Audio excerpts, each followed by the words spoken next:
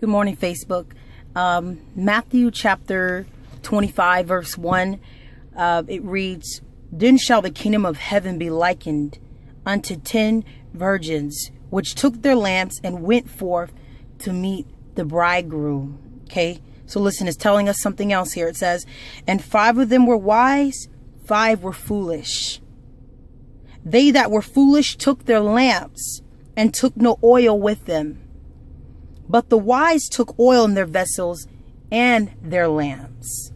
You know, I like this story right here because when I was looking at this, I was telling myself that I'm going to end up having to do about 3 videos on this same text right here, because there's a lot in here that we do not want to miss, especially going into this year 2017. We were talking about people having the spirit of idleness, being idle, not accomplishing anything, but doing so many things. But yet when they analyze everything they've done, they've noticed, well, what did I accomplish?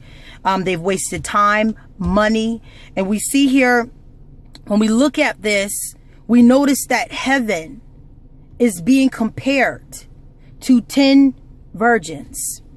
And so, but I like this because, you know, we have to understand that God, He desires for us to experience heaven on earth. The Bible tells us that He died so that we might have life and have it more what? More abundantly. So God desires for us to experience heaven right now here on earth. You don't have to die to get the good things of God, to possess the things of God. And I like this here because He's also telling us here, because when we look at this comparison, you might ask yourself, well, why is He using a comparison? Why is He telling us what heaven is like? And when we see this here, it's showing us that heaven, right here, I like it because it's also giving us an example of success, and accomplishment.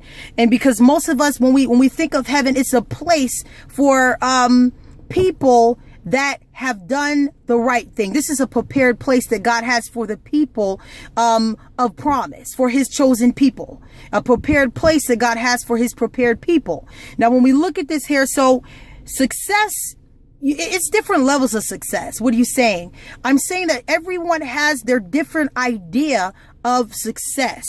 Some people's level of success, they might feel that they obtained a certain level of success when they've accomplished earning a certain amount of money.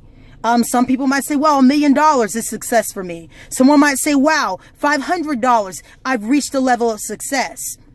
And when we look here, it also may say here, even when we deal with success, some people's level of success might be getting that car that they've been dreaming about all of their lives. They might say, well, I'm successful. I have the car that I want. There may be people that say, well, I have the apparel that I desire. I like my look. I like my weight goal. I like this right here. So I am successful.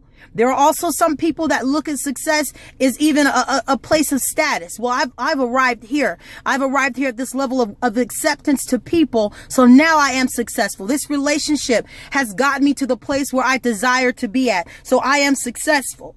So we see here that, Jesus, He has to tell us what success is. Because some of us do not know what success is.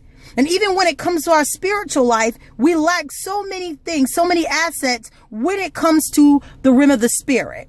Because some of us, we're so focused on the outer things. We're so focused on the things of this world. The Bible tells us not to be conformed to this world, but be ye what? Transformed by the renewing of your mind. So some of us, we don't have it all together, even when it comes to the spirit. The Bible tells us here that they were what? They were 5 wise and they were 5 foolish. So we have to understand this. We need to